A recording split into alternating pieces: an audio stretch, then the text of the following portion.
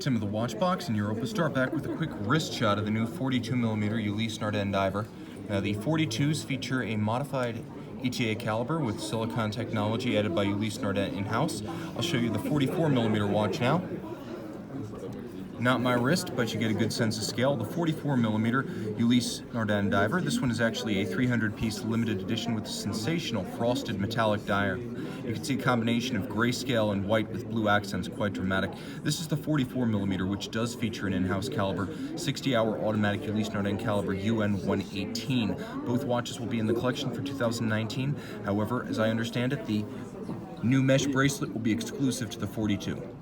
And we are looking at the Freak X. Now, this is the first conventional crown freak ever, and also the most affordable. $21,000 in titanium or blackened tie, $24,000 in carbonium, which is a carbon fiber composite, $30,000 in rose gold. You see it still has the flying carousel on the dial, free sprung balance made entirely of Ulysse Nardin proprietary silicon. It also features a silicon hairspring. The timepiece, as you can see, automatic winding with the 72-hour power reserve. This is a watch that's also 50 meters water resistant, making it by far the most durable freak ever. 43 millimeters in diameter, it's also an easy freak to wear. And you can see the handsome grayscale and blue tones of the dial, one of 4 designs available. The most affordable freak ever, the Freak X at SIHH 2019.